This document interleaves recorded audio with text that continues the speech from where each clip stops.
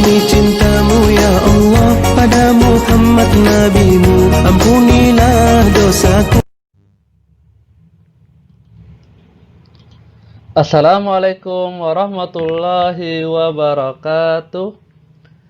Baik murid-muridku, anak-anakku kelas 5. Apa kabar kalian di rumah?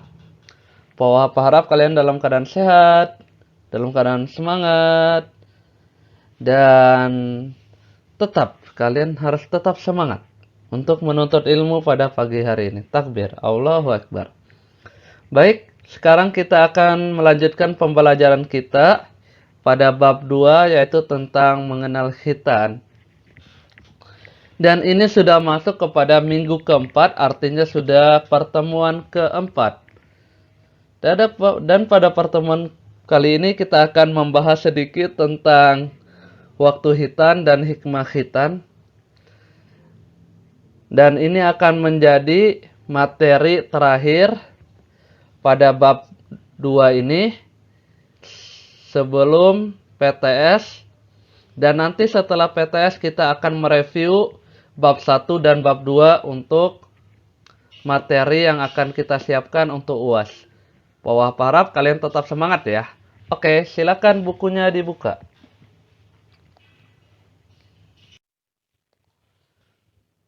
Baik, kita langsung saja. Waktu khitan dalam Islam. Waktu berkhitan boleh saat baru lahir seperti cucunya Rasulullah, yaitu ketika 7 hari kelahiran, atau beberapa lama setelah lahir. Artinya setelah lahir mau di umur 7 misalnya. Anjuran perintah walimah khitan secara khusus tidak ada. Oke. Ketika seorang anak muda diperintahkan sholat, yakni pada usia 7 tahun, ia disunahkan untuk khitan. Nah, di sini kalau yang cowok wajib, kalau yang cewek yang perempuan disunahkan, karena itu sebuah kebaikan dan kemuliaan. Dan setelah memasuki usia 10 tahun, hukum khitan menjadi wajib bagi orang tersebut, anak tersebut, seperti halnya sholat, karena khitan dan sholat itu berhubungan. Kemarin kita sudah membahas tentang najis, bahwa khitan itu menjauhkan diri dari adanya najis pada anggota tubuh. Jadi ketika tubuh bebas dari najis, maka sahlah sholatnya. Pendapat ini sesuai dengan riwayat Ibnu Abbas yang menegaskan bahwa pada usia itulah seorang anak mampu memahami larangan dan perintah Allah. Maka di umur 10 tahun atau 7 tahun sudah harus khitan. Oke, kita next. Sedangkan bagi orang dewasa yang belum dikhitan, karena baru masuk Islam misalnya, hendaknya mau mengkhitan dirinya. Hal ini karena hukum melihat aurat orang dewasa adalah haram. Jadi kalau udah besar terus baru dikhitan, maka hukum aurat sudah ditetapkan. Jadi bagi orang yang udah dewasa mau khitan, maka harus segera dikhitan, karena orang dewasa kalau dikhitan pasti malu ya. Namun jika ia berhalangan melakukannya dengan alasan takut berakibat fatal, maka ia terbebas dari kewajiban khitan. Konsekuensinya ia makruh untuk menjadi imam sholat atau saksi karena dianggap agamanya kurang sempurna. Jadi orang yang belum khitan itu dianggap makruh untuk menjadi imam sholat karena belum khitan. Bahkan untuk sholat juga harus hati-hati, karena di dalam dirinya karena belum khitan pasti adanya najis, yang namanya najis pasti menempel gitu ya. Nah, oke, kita next.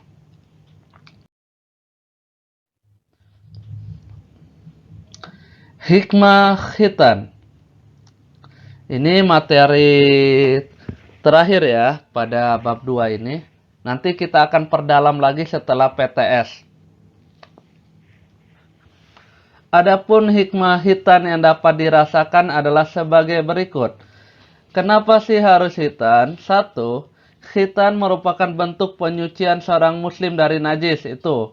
Lihat, yang paling pertama adalah hitan merupakan bentuk penyucian seorang muslim dari najis. Tuh, nanti Pak Wahab akan memberikan video tentang najis ya, biar kalian paham. Walaupun kemarin Pak Wahab sudah memberikan video, ntar Pak Wahab akan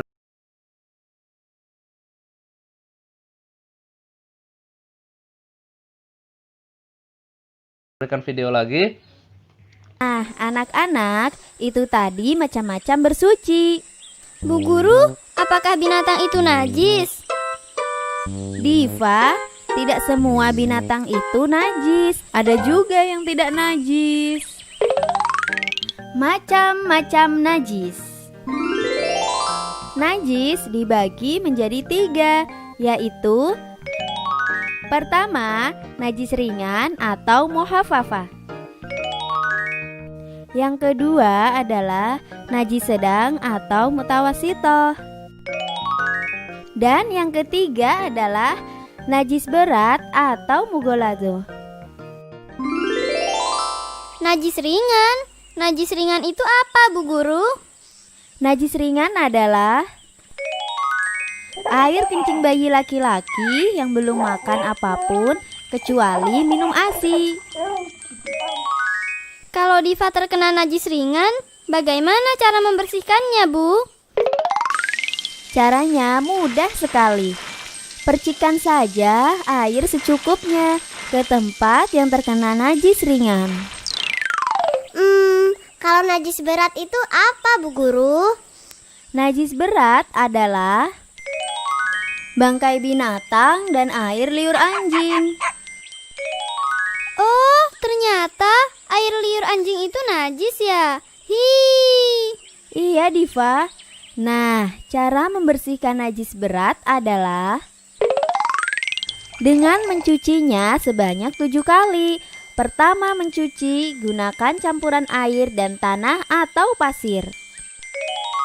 Dan selanjutnya menggunakan air bersih. Nah, kalau najis sedang adalah najis yang tidak termasuk pada najis ringan dan najis berat, seperti kotoran manusia,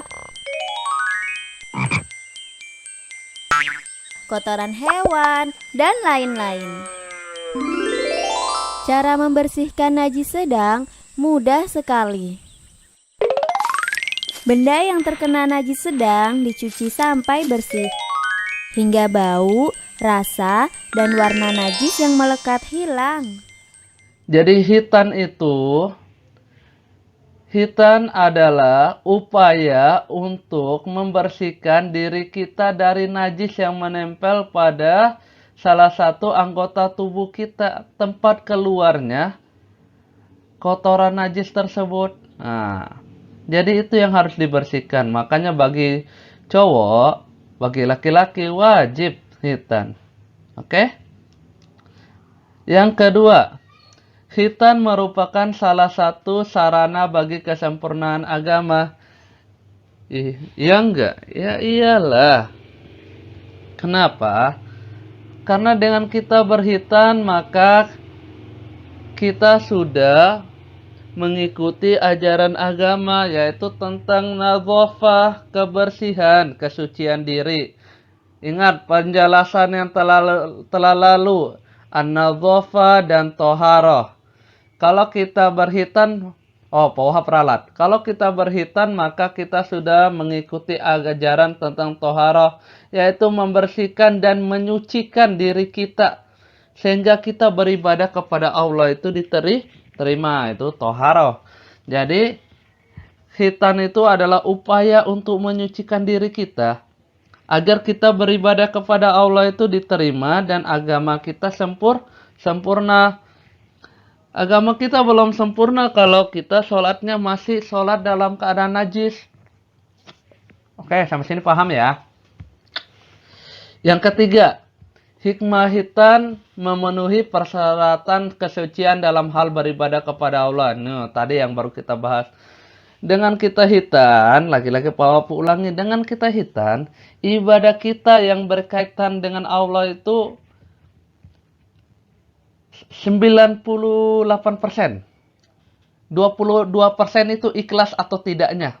98% itu adalah suci. Kalau tidak suci, maka tidak sah. Oke? Apalagi kalau udah suci dan ikhlas karena Allah, Pak, insya Allah diterima. Oke ya, jadi hitan itu hikmahnya itu kita memenuhi persyaratan kesucian. Dua, manfaat hitan dari segi kebersihan dan kesehatan. Nah, tadi itu masalah toharoh, yaitu kesucian. Sekarang dari segi an-nadhafahnya, segi kesehatannya, yaitu sebagai berikut. Hitan merupakan cara sehat untuk mencegah berbagai penyakit. Masa Pak Wahab? Iyalah. Hitan merupakan cara sehat untuk mencegah berbagai penyakit. Bayangin, yang tempat keluarnya kotoran kan pasti kotor. Namanya yang kotor pasti banyak kumannya. Nah, kalau kotoran itu tidak dibersihkan dari tubuh, maka akan terjadi penyakit. Penyakitnya apa saja? Bisa kanker, bisa gatal-gatal, bisa kurapan. Nah, makanya kita disuruh membersihkan diri seperti mandi. Kita membersihkan diri kita dari debu. Nah, debu-debu itu kalau kita biarkan di badan kita, maka akan menjadi penyakit. Oke? Begitu pula dengan hitan. Kalau kita nggak hitan, maka najis-najis bekas air kencing akan menjadi penyakit. Yang selanjutnya, hitan merupakan salah satu cara menjaga kebersihan. Ya iyalah, orang yang hitan pasti bersih. Karena terhindar dari menempelnya bekas-bekas air kencing. Oke, sampai sini Pop harap kalian paham ya. Ini adalah materi terakhir sebelum PTS. Setelah PTS, Pohab akan review 2 bab ini yang lebih mendalam lagi. Oke? Oke, kita next.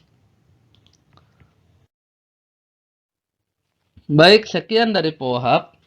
Pohab harap apa yang Pohab jelaskan ini dapat memberikan kebaikan, dapat memberikan ilmu yang bermanfaat dan yang berguna bagi kalian, dan Pohab doakan semoga cita-cita kalian tercapai dan terkabulkan. Amin ya rabbal alamin. Dan Powab minta maaf kalau dalam pengajaran ada kata-kata yang salah dan ada kesalahpahaman. Powab mohon dimaafkan. Oke, sekian dari Powab. Assalamualaikum warahmatullahi wabarakatuh.